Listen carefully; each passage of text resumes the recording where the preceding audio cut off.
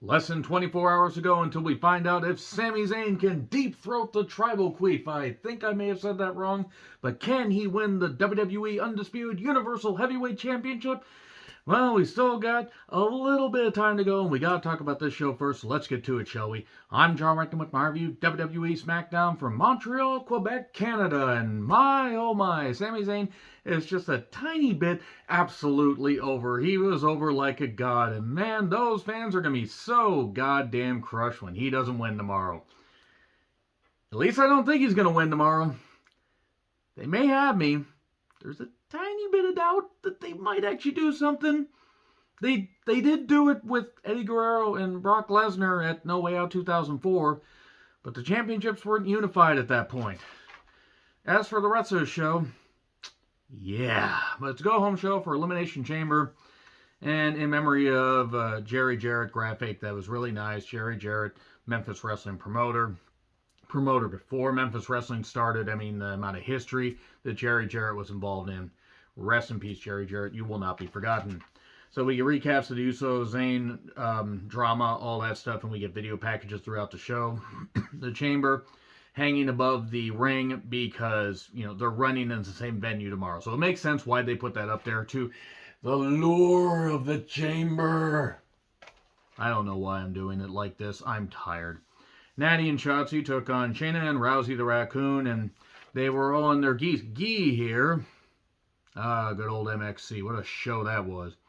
The show wouldn't fly right now. You know, I rewatched it over a period of a couple months, and a lot of that shit wouldn't fly now. I'm amazed they got away with the shit they did.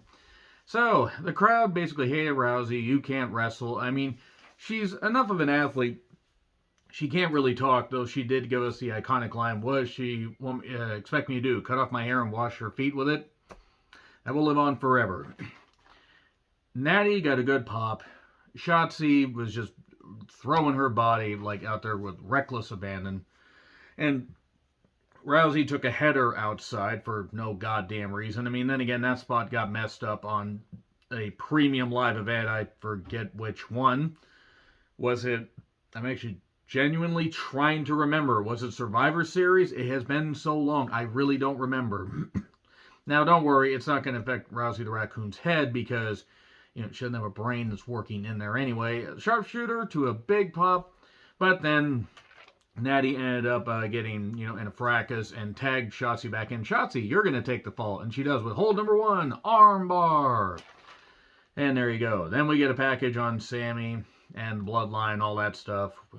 Tremendous package. WWE always enhances their packages properly. The one thing I love is how WWE handles their packages. I'm going to keep talking about WWE handling their packages, handling them like this, tickling and tantalizing them until you're as uncomfortable as possible. And then we get Hit Row, a performance where Top Dollar knocked Bret Hart, and yeah, you can go straight to hell, Flop Dollar. You really aren't very good. I mean, you want to knock Bret Hart, a guy that right now could have a better match than you could ever hope to have.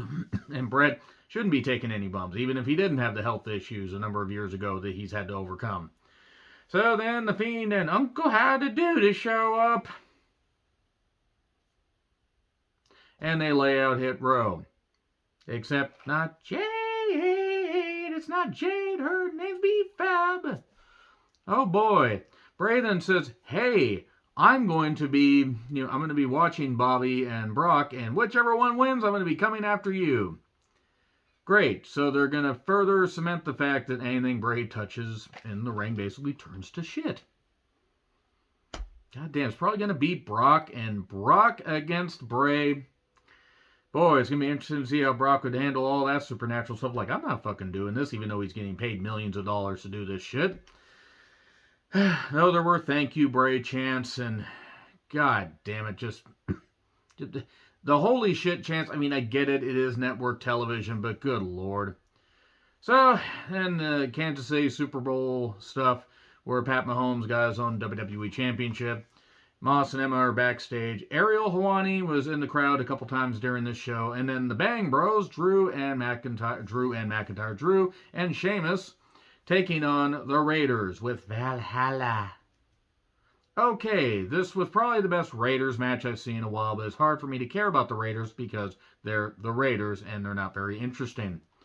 They were either chanting "Let's go Bangers" or "Let's go Raiders" at some point. I couldn't really quite tell. The audio was a little tinny. In fact, the audio was cutting out a few times. I think the Fox app was acting up. Was the Fox app acting up for anybody else? So there was a nice, roll through, senton off the ropes. That got a big pop. We went to break. More near falls and big meaty men slapping meat and all that stuff. And then we got a bro kick and a claymore. 1, 2, 3, and there you go. Unfortunately, Valhalla tried to interfere, and that was certainly something they tried to have happen. But she's not very good at really doing anything. And there you go. That's unfortunately probably the highlight of the night as far as in-ring action. And then more Sammy Bloodline stuff. Kayla's with Ray.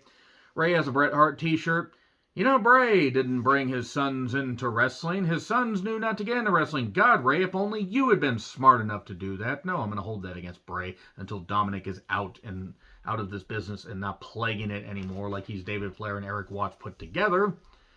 But then Cross shows up and says, Scarlett and I had thought about having kids, but, well, we didn't want to have that after we saw how, you were as a father. That's basically what he ended up saying. Cross is upset at Ray and feels he can take him down, but he lost on the go-home show to the Rumble.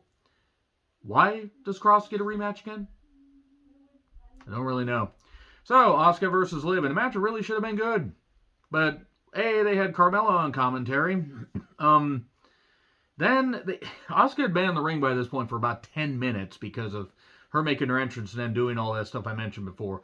Carmella was on commentary and made Art Donovan seem like he could do better commentary now. Art Donovan, by the way, King of the Ring 1994, did some of the worst commentary ever in the history of any big wrestling event. And he's also been dead for a number of years. And a dead former NFL player or somebody that was in some line of sports could do better on commentary than Carmella.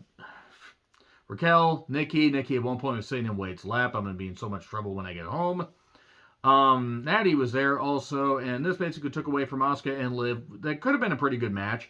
And I get it, they're hyping up the women's chamber match, but Asuka wins, then we get a melee. Liv and Asuka need to be the final two. That's it right there. Ariel Helwani in the crowd again. Gunther says he will purify the ring and implement his final phase to take out Moss. Maybe I misunderstood that. I'm not going to make a joke about an Austrian and a chamber being in the same venue, except I just did. So then Gunther beat Moss, and that was all I really need to go on about. I mean, Moss had a fine accounting of himself, but I don't know.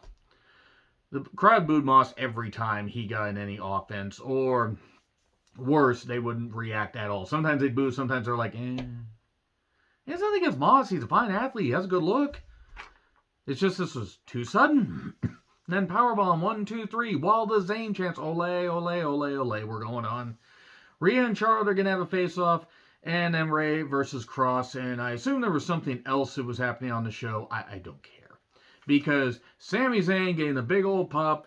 The big old, whatever the hell the name of his goddamn theme is. The ska theme. He's getting all the big pop and everything. The crowd cheers like crazy. Cheers like mad. Yay, yay, ole, ole, ole. Ole, ole. He cut something in French. I don't know what the hell he said. If you know what he said, if you speak French, and really about anybody who speaks French better than me, let me know in the comments what the hell he said. And this went a while. He cut that thing as far as the reactions, but the crowd was giving that throbbing adulation right in his face there. It was great because they're going to get their souls crushed tomorrow. But he cuts something in French, says he is going to overcome the odds. He's going to deep throat Roman Reigns. Yeah, that's how I hear dethrone, and that's how I'm going to continue to say it. So yeah, that's it. Sami Zayn closing with a big reaction. I imagine they probably gave him the same type of reaction when the show went off the air. They went to the wire. But that is a go-home show for Elimination Chamber, so let me know your thoughts in the comments. Like, share, subscribe, Twitter handle in the description. I'm John Ritland. Sami Zayn's about to die tomorrow, and Montreal is going to want to tear Roman Reigns apart. Anyway, see you soon.